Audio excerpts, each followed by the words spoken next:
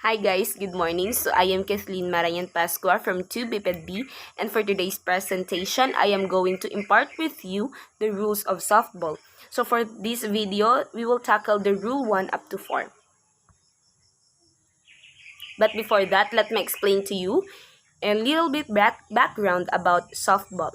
So softball is a game similar to baseball played on a small diamond with a ball that is larger than a baseball and that is pitched underarm. So this is modified form of baseball played on a smaller field with a larger ball, 7 rather than 9 innings and underarm pitching. So softball is played during the late 19th century from a form of indoor baseball. So from now on, let's tackle the rule 1. So softball was divided into different rules for the reason wherein the people interested in this game will have the idea or ma-chopped yung ideas nila para hindi magkagulo-gulo sa rules ng softball. Kasi pag hindi kasi chinop ang mga rules ng softball, so may possibility or malaki yung possibility na may misunderstanding na mag-occur. That is why rules evolved and it was chopped based on the definitions and based on the characteristics expressed on the softball. So, for the rule number 1, it will tackle the definitions of the softball. So, let's start. For the section 1, it is the altered bat. So, when do we call it an altered bat? So, we call it an altered bat when the physical structure of the legal bat was changed. So, pag halimbawa yung metal metal grip o kapag yung grip ng bat is gi-change mo into wooden. So that's the na tatawagin mo na siyang altered bat. Next is for the section 2, appeal play. So appeal play is a live or dead ball or in a situation in which an umpire cannot make decision unless requested by the manager or coach or a player. So it is when the umpire or kung sino yung head or manager na nag-initiate ng game is hindi alam kung paano or anong gagawin sa ball. If ang decision niya ba gagawing dead ball or live ball, that is when it is called an appeal play when the umpire needs the decision of the manager, coach, or the player. So for the section 3, it is the ball compression. So for the ball compression, it is a load force in kilograms required to compress a softball and 6.5 millimeter when measured. So for the ball core, the coefficient of restitution of a softball when measured with the ASTM.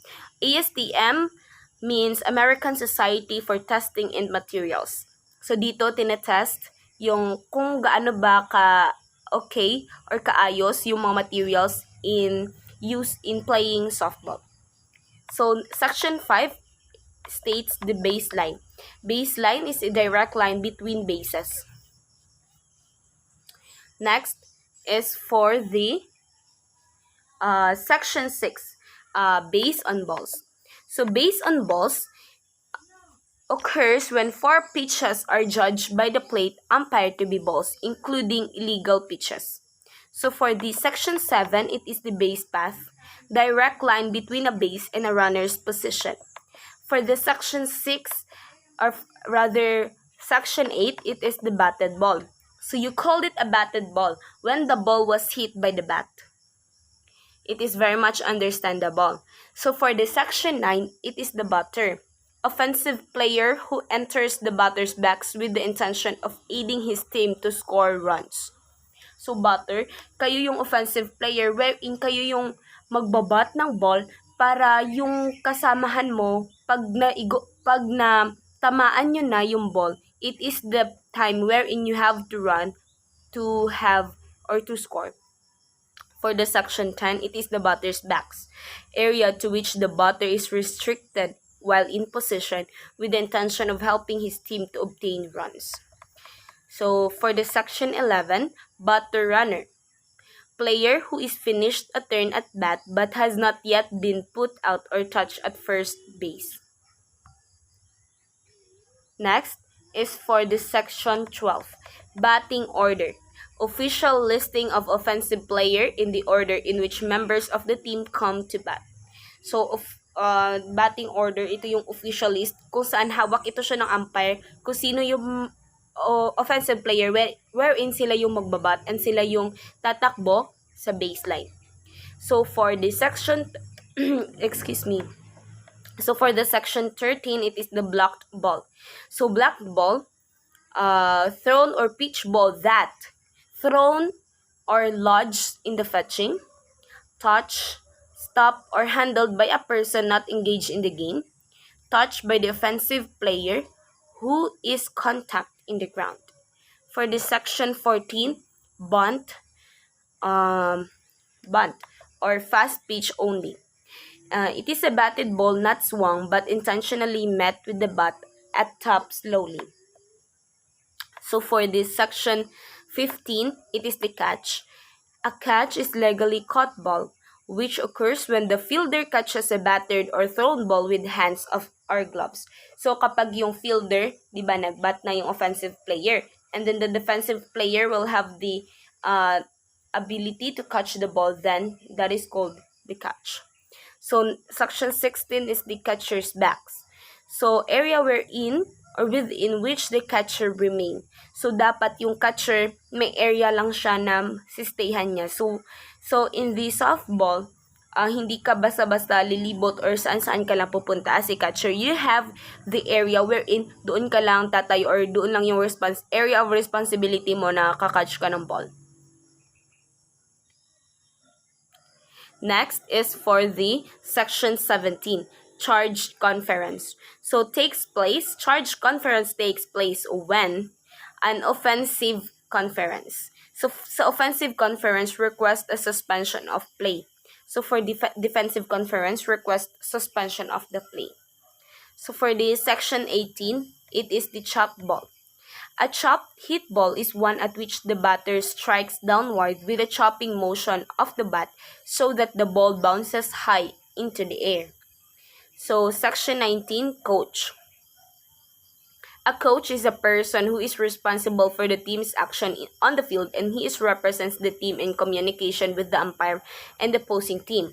A player may be designated as a coach in the event of coach is absent or the player is a playing coach. So, coach is called.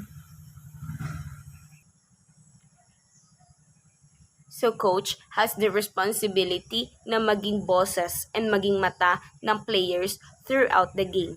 So, for the purpose of these rules, the manager of a team is considered to be the head coach. So, for the section 20, which is the crop hop, so it is for the fast pitch only. So crop hop is defined as the act of a pitcher who does not push off from the pitcher's plate to deliver the ball. This is an illegal act if the pitcher steps off the pitcher's plate, thereby establishing a second impetus, and then pushes off from the new starting point and completes the delivery.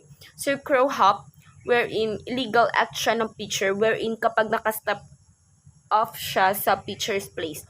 Kasi sa pitcher's, kung ikaw ang pitcher, may plate ka lang na dapat doon ka lang hanggang sa ginapitch mo na yung ball. But if you will, pag nalagpas ka doon sa area ng pitcher's plate, then it is an illegal act. So for the section 21, it is the dead ball. A dead ball is one that, letter A, touches any object that is not part of the official equipment or official playing area or a player not engaged in the game. Next, lodges on the umpire's gear or an offensive player's clothing. Last is the umpire has ruled that. So, dead ball siya kapag yung bola is nakatouch siya sa mga bagay ng official equipment and kapag nag-lodge siya sa umpire's gear and kapag sinabi na ng umpire na the ball is dead. So for the section 22, defensive player or defensive team rather. So you call it a defensive team if yun yung team na nasa field. So next is for the section 23. So for the section 23, it is a delayed dead ball. It is a game situation in which the ball remains alive until the conclusion of a play. When the entire play is completed, if required, the umpire shall rule a dead ball and enforce the appropriate ruling. So for this section 24, designated player, so fast pitch only. The designated player is a starting offensive player who bats in the lineup for the flex player and listed in the 10th position on the lineup card. So for the section 25, dislodge base. For the dislodge base, it is a displayed from its proper position. Kung yung player is na display siya into its proper position, you will call it a dislodge base. So double play. So in section 26, the double play is a play by the defense in which two offensive players are legally put out as a result of continuous action. Double play siya kapag yung dalawang offensive player na sunod-sunod na pull out because of their illegal action. You will call it the double play. So for the section 27, dugout. The dugout is an area in dead ball territory designated for players, coaches, bat boys, or girls, and official representative of the teams only. There shall be no smoking area in this area. So in this dugout, no smoking area dito. And then dito na area, dito yung area ng dead ball territory. Kapag lumagpas na dito yung bola, then the umpire will have the responsibility to call it a dead ball. So for the section 28, it is the ejection from the game. Ejection is the act of any umpire or ordering a player, official, or any team member to leave the game and the grounds for a rule violation for the remainder of the game. So for the section 29, fair ball. Tinatawag to siyang fair ball when settles or is touched on or over fair territory between home and first base or between home and third base. Bounce past first or third base on or over fair territory regardless of where the ball hits after going over the base. Touches first, second, or third base. Tinatawag to siyang fair ha. So it will call it a fair ball while on or over fair territory touches the person or clothing of an umpire or player. First falls on fair territory beyond first and third base, while over fair territory passes out of the playing field beyond the outfield fence, while in flight hits the foul line pole. So, next is for the section 30, fair territory. So, kailan natin tatawagin na yung bola is nasa fair territory? Fair territory is that part of the playing field within and including the first and third base foul lines from home base to the bottom of the extreme playing field fence and perpendicularly upwards. So, ang fair territory will makikita natin from the first up to third base hanggang sa home base. So, fake tag, it is in the section 31, wherein form of obstruction on a runner while advancing or returning to a base by a fielder who is not in possession of the ball that impedes the progress of the runner. The runner does not have to stop or slide. Merely slowing down when a fake tag is simulated would constitute obstruction. So, usually, nangyayari itong fake tag kapag yung runner is papunta na sa base or sa home base, and then the defensive team will have the act na magfe-fake tag sila para ma-distract yung player o yung runner. So for the section 32, it is the fielder. A fielder is any defensive player of the team on the field. So fielder or defensive player is the same. Kung kayo ang defensive player, kayo na din yung fielder na tinatawag. So for the section 33, it is a fly ball. Fly ball is any ball batted into the air. So it is very much understandable when you call it a fly ball kapag yung bola is lumilipad na siya. So, next is for the section 34, flex player. The flex player is the starting player for whom the designated player is batting and whose name appears on the 10th position on the lineup card. sino yung player na nasulat ninyo in the 10th position na pinasa nyo sa umpire, that is the flex player. So, siya yung starting player. Siya yung magbabat or magsa-start ng game. So, for the section 35, force out. A force out is an out which can be made only when a runner loses the right to the base which he is occupying because the batter becomes a batter runner, and before the batter runner or a succeeding runner has been put out. So, section 36, forfeit. It is an act of the plate umpire ruling that the game is over by declaring the non-offending team the winner. So, forfeit siya kapag yung umpire is nag-declare na ng kataluhan or natalo na yung kabilang team. So, for the section 37, it is the foul ball. Foul ball, legally batted ball, which settles on foul territory between home and first base or between home and third base. Bounce, pass for first or third on or over foul territory. First touches on foul territory beyond first or third base. While on over foul territory touches the person, a touch or detach equipment or clothing of an umpire or player. Touches the batter on the butt in the batter's hand. A second time while the batter is within the batter's box. Goes directly from the bat, not higher than the batter's head, to any part of the catcher's body or equipment and is caught by another fielder. Hits the pitcher's plate and rolls untouched to foul territory before reaching first the third base. So let's proceed to the section 38, which is the foul territory. So foul territory is any part of the playing field that is not included in the fair territory. So natakal na natin kanina yung fair territory. So outside that fair territory, then that is called the foul territory. So kapag yung ball is nagland siya doon sa foul territory, then it is called a dead ball. So section 39, it is a foul tip.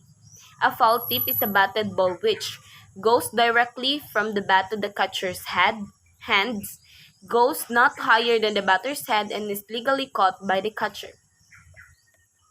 So for this section 40, helmet. So ang helmet is ginagamit to siya, or it is the equipment of the player to ensure the safetyness of the team or the players. So a helmet must have 2 ear flaps and shall be the type that has safety features equal to or greater than those provided by the full plastic cap with padding on the inside. It is worn by a catcher, maybe the skull type without the air flaps. It is worn by a defensive player, does not need air flaps.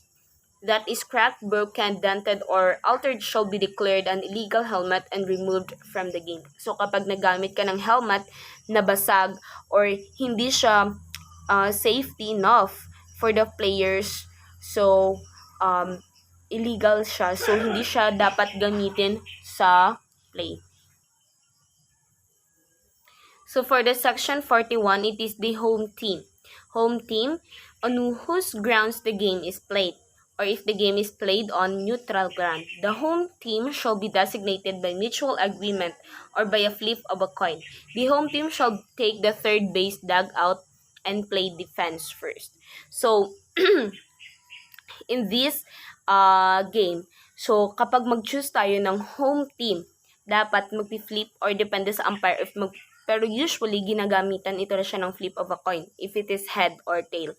So kapag kapag kayo ang first na pipili, so kapag pinili niyo yung home team, you will play the defense first, wherein kayo yung fielder.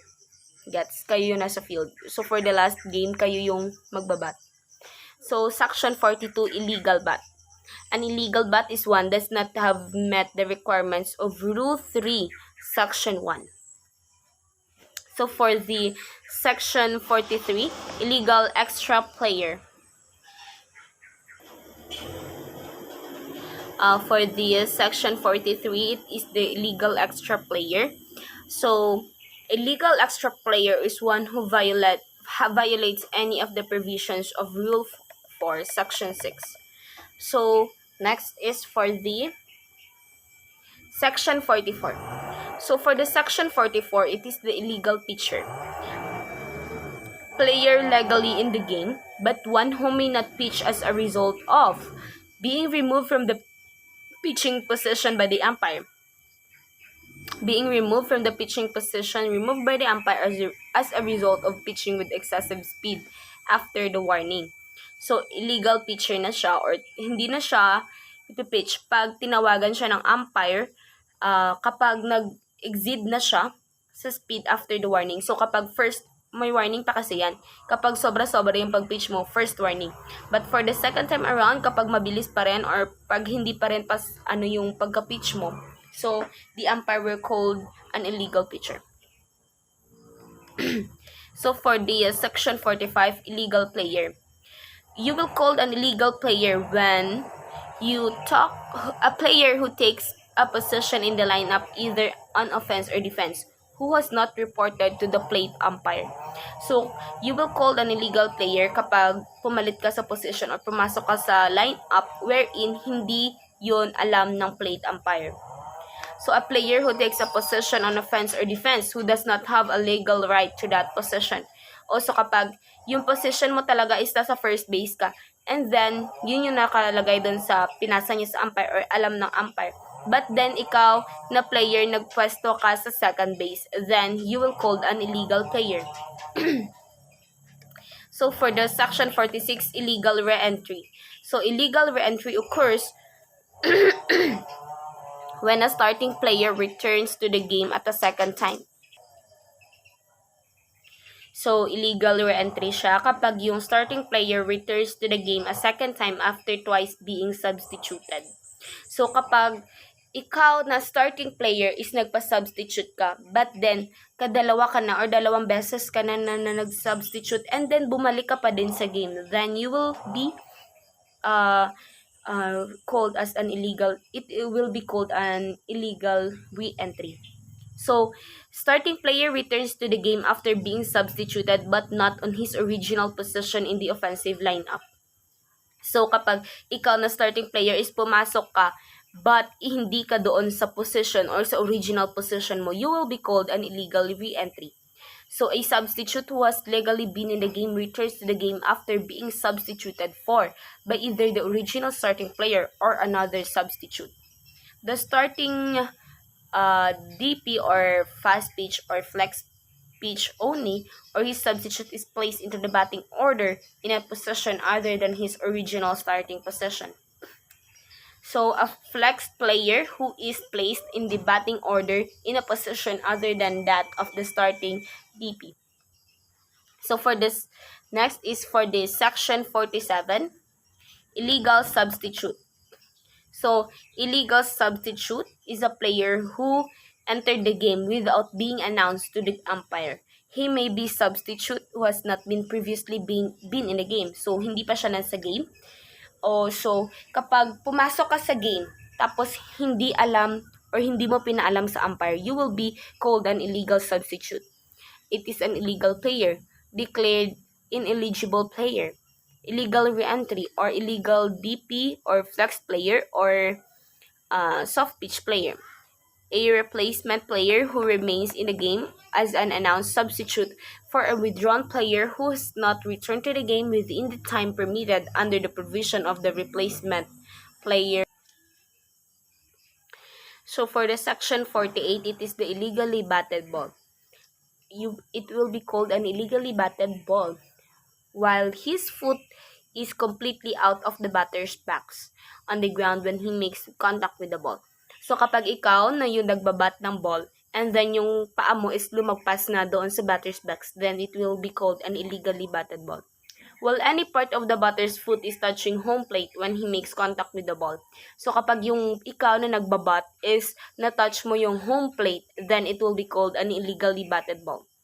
While contacting the ball with an illegal, non-approved, or altered bat. After he steps with either foot entirely out of the batter's backs and then returns and makes contact with the ball while within the batter's backs. So, kapag lumalabas ka or umaalis yung paa mo from the batter's backs, then it is an illegally batted ball. So, for the section 49, it is the illegally caught ball.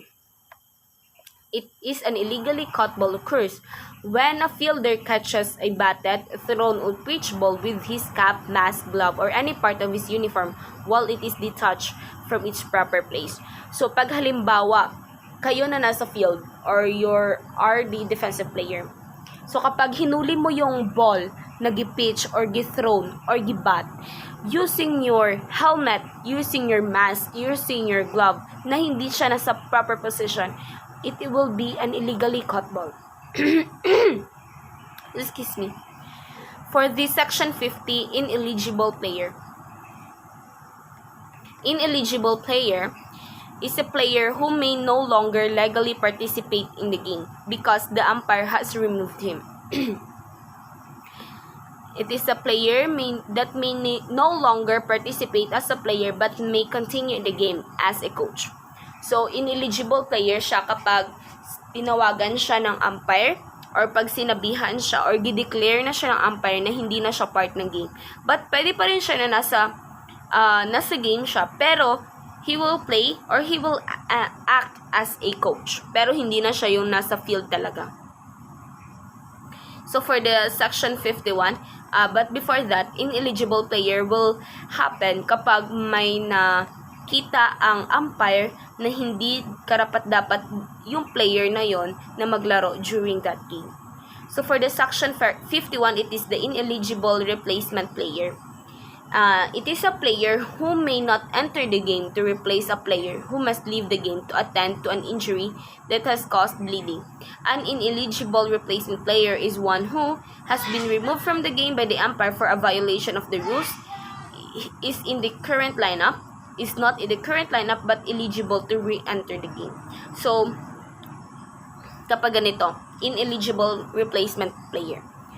Kung player siya na hindi siya naka-enter the game to replace a player who must leave the game to attend an injury, or kapag yung player na yon is injured but then no choice na kasi ikaw na lang yung hindi na yung ineligible player, but then kasi tinanggalan ka kasi may na-violate ka na rules, ganun kasi kaya hindi ka pinalaro, but then yung isang kasama nyo is na-injured. So may karapatan pa din yung umpire na pabalikin ka or re-enter you will have the na mag-re-enter sa game. So, for the Section 52, in-flight. In-flight describes any batted, thrown, or pitch ball that has not been touched the ground or some object other than a fielder. Section 53, jeopardy. Jeopardy is a term indicating that the ball is in play and an offensive player may be put out. So, for the Section 54, infield. So, infield is that portion of the field in fair territory that includes areas normally covered by infielders. Infielders, for the Section 55.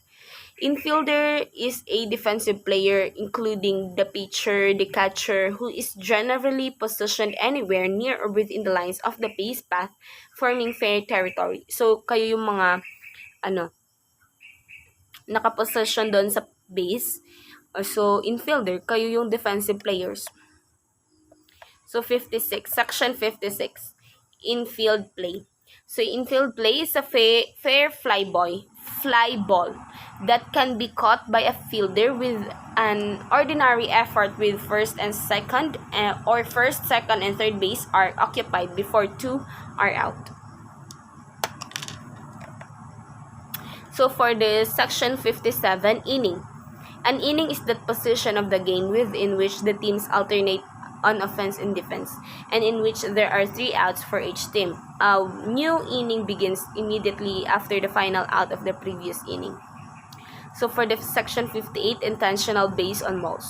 Intentional base on balls occurs when the defensive team desires to place the batter on first base without the requirement to deliver 4 pitch balls. This is referred to as an intentional walk. The ball is dead. So, for the Section 59, intentionally dropped fly ball. So, it is a fair fly ball including a line drive or a bunt with less than 2 outs and a runner on first base, which can be caught by an infielder with ordinary effort, and the infielder intentionally drops after it is controlled with the hand or glove. A trap ball or a fly ball allowed to bounce shall not be considered as having been intentionally dropped. So next is for the section 60, interference.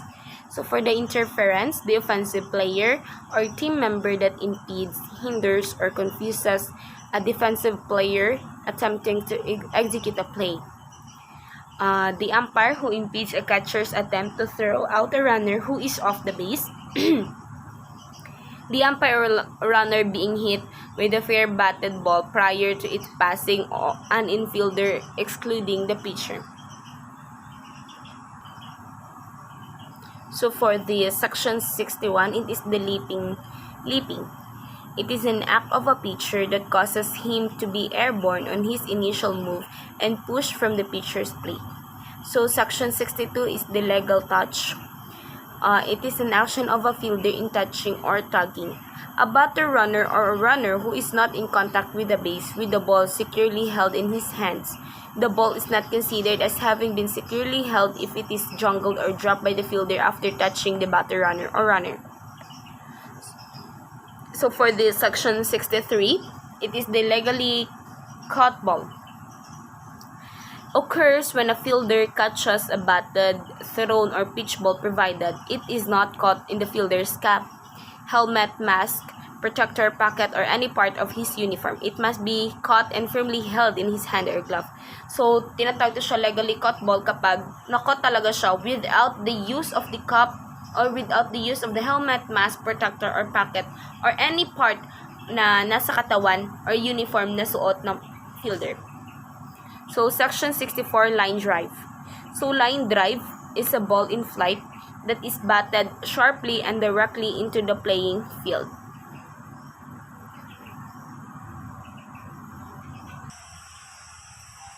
So, line drive is a ball in flight that is batted sharply and directly into the playing field.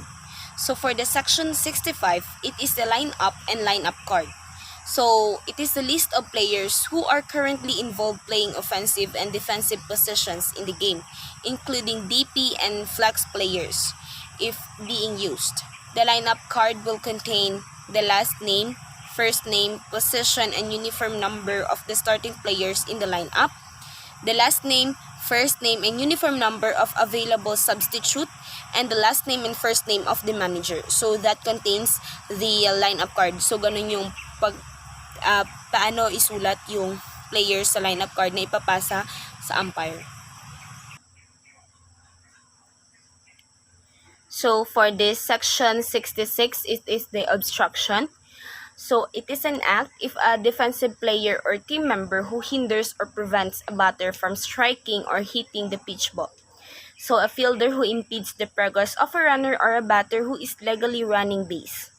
So, for the section 67, offensive player, a player hitting the ball other than flex for whom DP is playing defense and offensive player only continues to play defense but not play defense. So, for the section 68, offensive team. So, yun yung offensive team. So, kabaliktaran siya ng defensive team. So, tatawagin kayong offensive team kapag kayo yung nagbabat. So, for the section 69, official equipment. Official equipment is considered to be any equipment. It involves the bat, gloves, helmet, etc. in current use by the defensive or offensive team in the course of play. So, for the defensive equipment, gloves, for example, left on the field by the team playing offense would not be considered an official equipment. So, kapag yung mga equipment na naiwan doon sa field na ginamit ng player, hindi na siya gina-consider na official equipment. So, for the section 70, on-deck batter, it is the offensive player whose name follows the name of the batter in the batting order. So, kapag nagbabat na yung tapos ikaw yung kasunod, so, you will be called the on-deck batter. So, for the section 71, on-deck circle, it is the area where the on-deck batter may warm up or takes practice swings while waiting his turn to enter the batter's box. So, dito kung may place or kung may area yung batters, yung nagbabat. So, may area din yung on deck o yung kasunod. So, doon ka pwedeng mag-practice, mag-swing, bago na yung time mo na mag-bat. So, for the section 72, 1 meter, 3 foot line. It is the area that the last half distance between home and first base where a batter runner must run to avoid being called out for interfering with a thrown ball from home plate area. So, for the section 73, option play. So, option play is a play which the offensive coach or manager is given the choice of taking the enforcement of the illegal action or the result of play. It includes catcher obstruction, use of illegal gloves, illegal substitution, illegal pitch, illegal pitcher return the game, and pitching a female batter on 2 walk. So, for the section 74, outfield. It is a portion of the field that is outside the diamond formed by the baselines or the area not normally covered by an infielder and within the foul lines beyond first and third bases. So for the section 75, overslide. It is an act of an offensive player when a runner, he overslides a base he is attempting to reach. So nag-overslide siya para maabot niya yung base. So section 76, overthrow.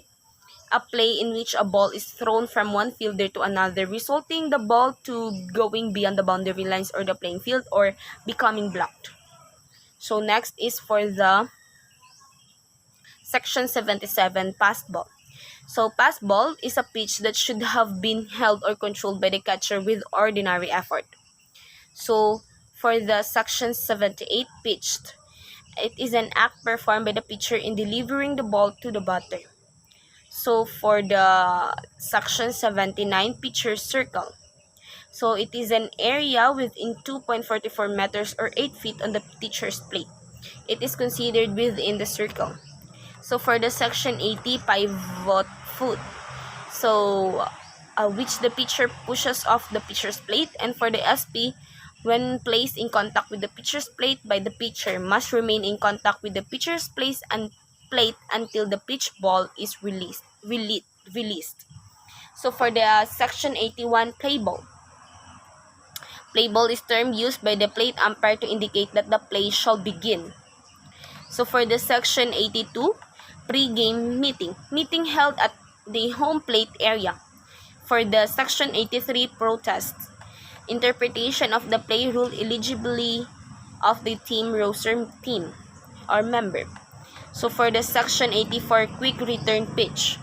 It is made by the pitcher with the obvious attempt to catch the batter off balance. So for the section 85, re-entry, it is the act of any of the starting players returning to the game after being legally or illegally substituted. Next is for this section 86, removal from the game. It is an act of the umpire declaring a player ineligible for further participation of the game kasi may nalabag siyang mga rules. Ganun. For this section 87, replacement player. It is a player required to enter the game for a defined period of time to replace a player who must leave the game to attend an injury that is causing bleeding. So, replacement player, kapag kapag may emergency or for example, may nangyaring masama or may na-injured sa mga kasamahan nyo, so you will, the umpire will call a replacement player. So, for the section 88, runner. A player of the team that at bat who has finished a turn at bat, reached first base and not has been put out. Slap hit. It is in the section 9. It is a batted ball that has been struck with a controlled short chopping motion rather than with a full swing. So for the section 90, squeezes play. It is a play in which the offensive team with a runner or third base attempts to score that the runner by means the batter contracting the ball. So for the section 91, starting players. So it is the player listed on the official lineup given to the umpire in pitch and on the plate umpire. So for the section 92, stealing. It is an act of a runner attempting to advance during or after a pitch to the batter. Stealing is not allowed in slow pitch. So in slow pitch, hindi itong stealing is kapag nagbabat pa lang yung player ninyo, pero ikaw na halimbawa nasa second base ka, and then paunti-unti ka nang tumatakbo papuntang third base, so ganun yung stealing. But then hindi mo ma-perform itong stealing kapag ang pitcher nyo is nagpa-perform ng slow pitch. So for the section 93, strike zone.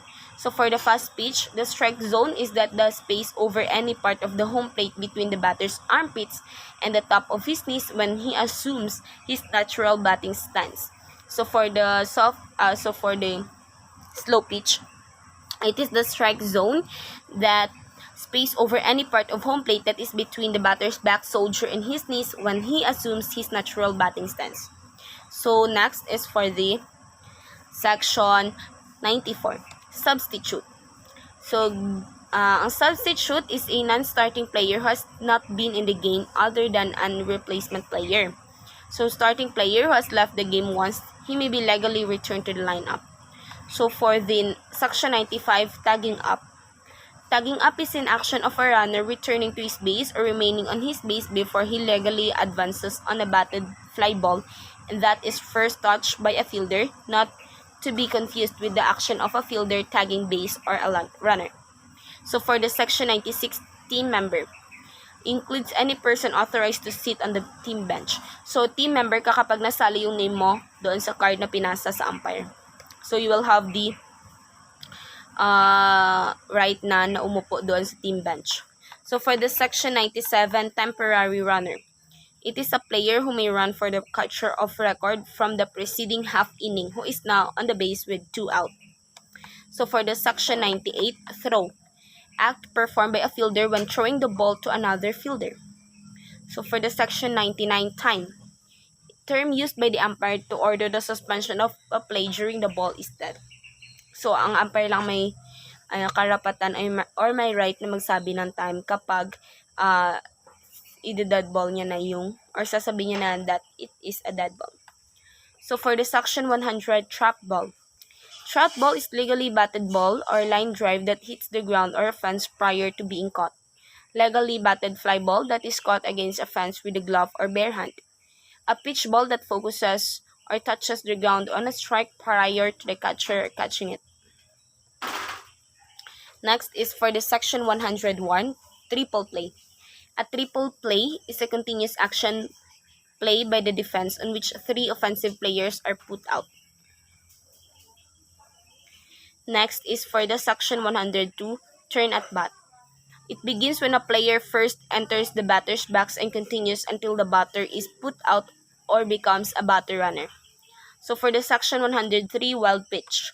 It is a pitch so high, so low, or so wide off the plate that the catcher cannot or does not stop or control it with ordinary effort. So for the wild throw, it is in the section 104, a play in which a ball is thrown from one fielder to another and cannot be caught or controlled. It is not blocked and remains in play. So for the section 105, withdrawn player. It is a player forced to leave the game in accordance with the replacement playing ruling. So that ends for the rule 1. So that's end for the rule 1. Next one is for the rule 2. The rule 2 will explain the playing field. So for the section 1, the playing field is the area within which the ball may be legally played and fielded. Note that a ball is considered outside the playing field when it touches the ground, person on the ground, or outside, or the object outside the playing ground. So for the section 2, which is the ground or special rules, so it is establishing the limits of the playing field may be agreed upon by leagues or opposing teams whenever backstops, fences, stands, vehicles, spectators, or other obstruction are within the prescribed area. Any obstruction on fair territory less than the minimum fence distances set out in the distance table should be clearly marked for the umpire's information. So kung may mga obstruction doon sa fair territory, dapat in less than ma-inform na yung umpire na merong mga obstruction within the fair territory. For the section 3, The official diamond shall have baselines and pitching distances as set out in the distance table. So if during the game, the base distance or the pitching distance is found to be at the wrong distance, correct the error at the start of the next full inning and continue playing the game. So pag merong mga obstruction or kung merong mga distances na set out or may error, dapat bago mag-start ang full inning, dapat makorek na yun siya. And for the section 4 diamond layout, refer to the drawing showing official dimensions of softball diamond, a detailed instruction to lay out a diamond with 18.21 meters or 60 feet baselines and a 14.2 or 46 feet pitching distance can be found. So dimensions for the following area: 1 meter line is drawn parallel to form the baseline. So batter's deck on circle is placed adjacent to the end of player's bench or dugout area closest to the home plate. The batter's backs are located on the side of the home plate. So for the catcher's backs, it shall be located on the rear of the batter's backs. So each coach's backs is parallel to the first and third baselines. The home plate shall be made of rubber and shall have a 5-sided figure. So for the pitcher's plate, it shall have shall be a rubber. So next is let's proceed to the rule 3. So sa rule 3, it will tackle all about the equipment of the softball rather. So for the section 1, it explains the official bat. So the official bat shall have one-piece construction, multi-piece, permanently assembled, or two-piece interchangeable construction. If the bat is designed with interchangeable components, it must meet the following criteria. Mating components must have a unique locking key to prevent uncertain equipment combination in the field. All component combination must meet the same standard as it if were one-piece bat when combined a portion of one-piece bat if separated.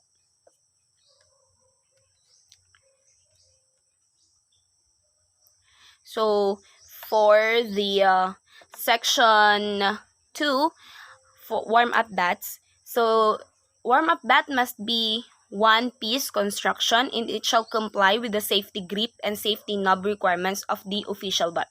So yung warm-up bats, ginagamit siya bago mag-start yung official game. So ito yung pinapagamit sa mga players kasi yung legal bat, yung gagamitin talaga for the or yung tinatawag na official bat is gagamitin talaga siya during the game lang. So for the section 3, official softball shall be regular, smooth, seamed, concealed, stitch, or flat surface ball. Shall have a center core made of either quality long fiber kapok, a mixture of cork and a rubber, or a polyurethane mixture or other materials approved by ISF Equipment and Standards Commission. So all the equipment of the softball is kailangan na test siya or ang materials is na approved by the authorized commission or authorized organization. Next is for the section 4, which states the gloves and mitts. So any player may wear a glove, but only the catcher and first baseman may use mitts. So for the section 5, it is the shoes. So all team members must wear shoes. A shoe shall be considered official if it is made with either canvas or leather upper or similar materials and is fully enclosed. So dapat yung shoes mo it's enclosed kasi yung game na yon is tatakbo ka within the base or within the diamond or sa field. So dapat protected enough yung feet mo kasi yung prime mover mo is yung paa mo.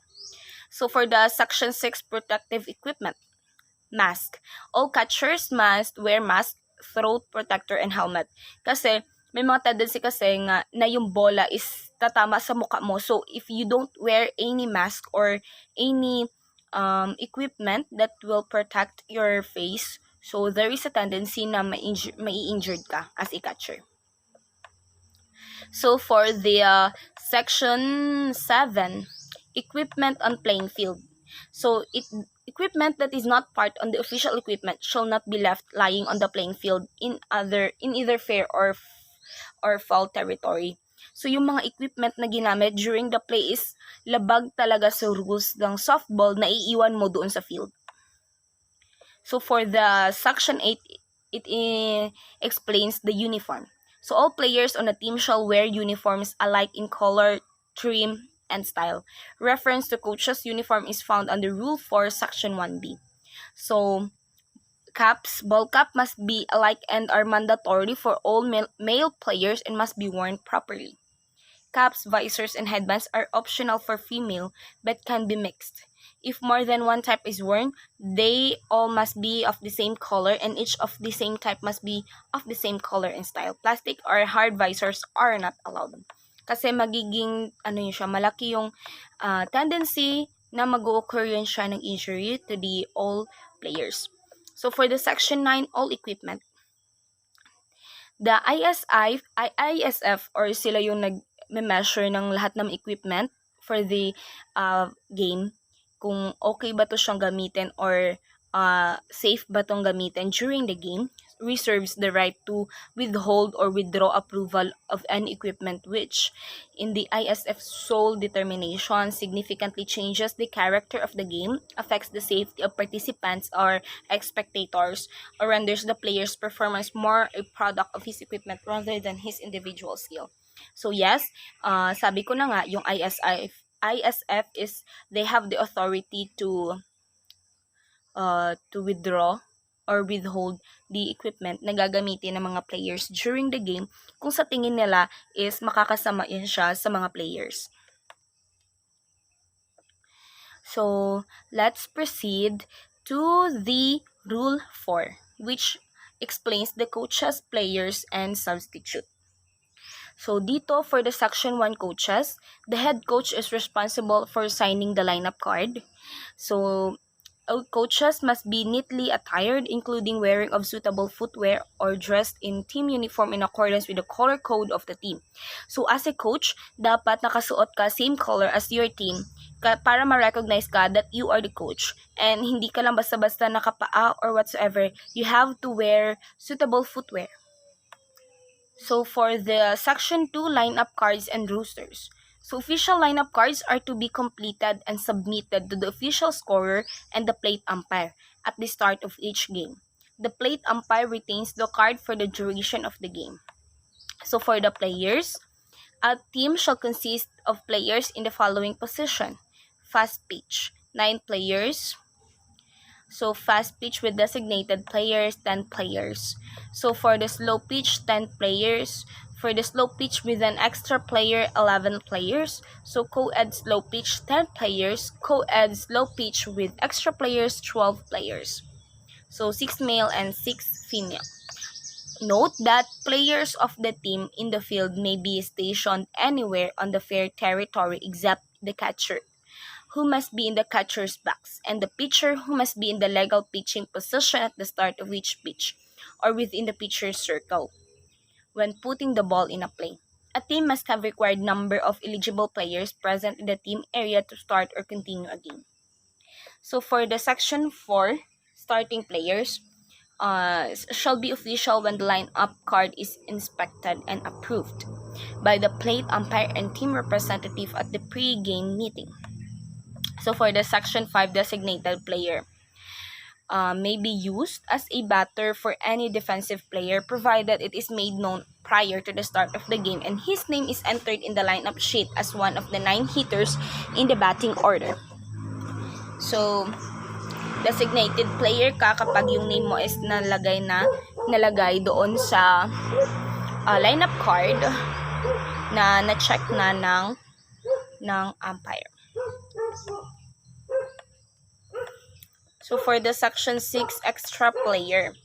So, extra player, if one is used, it must be made known prior to the start of the game if the player's name is listed on the lineup. So, extra player is used. He must be used the entire game. Failure to complete the game with an extra player result to forfeiture of the game. So, kailangan sa isang team, dapat may extra player talaga siya. So, in Section 7, re-entry. Any of the starting players may be substituted to re-enter once, provided such players occupy the same batting position whenever they are in the lineup. So for the Section 8, substitute or illegal players. So substitute may take the place of a player whose name is in his team's lineup. The following regulations govern player substitutions. The coach or team representative of the team making the substitution shall immediately notify the plate umpire at the time of substitute enters. So dapat yung coach is nag-inform na ahead of time, Sir Umpire, na may substitute na magaganap or substitution na magaganap after the game. Next is for the Section 9 or disputed calls. Any team member disputing any judgment decisions by an umpire will constitute a team warning. Any repeat offense shall result in the ejection of that team member. So kapag halimbawa tinawagan ng umpire yung player na yon na may nilabag siyang rules and sinupalpal niya yung judge or yung umpire, then the player will result to the ejection of the team member. So for the next is for the Section 10, dugout conduct. So coaches, players, substitute, or other bench personnel shall not be outside the designated dugout area except when the rules allow or when the considered justified by the umpire. So for the Section 11, replacement players. In the event of any player bleeding during the game, that player must be withdrawn from the game if the bleeding cannot be stopped within a responsible length of time or his uniform becomes covered with blood. So kapag may injury na magaganap and the umpire find it critical na yung situation ng player, then replacement player will addressed automatically. So for the Section 12, temporary runner. A temporary runner is legal for a catcher of record from the previous half inning who is based with 2. So it is optional for the defensive team manager. The temporary runner may be used anytime after the second out occurred. And the temporary runner is the player scheduled to bat last and who is not on the base at the time of any taken. So for the last section, which is the Section 13, violations and penalties. A team member shall not make disparaging or insulting remarks to or about opposing players, officials, or spectators to commit other acts that could be considered unsportsmanlike conduct.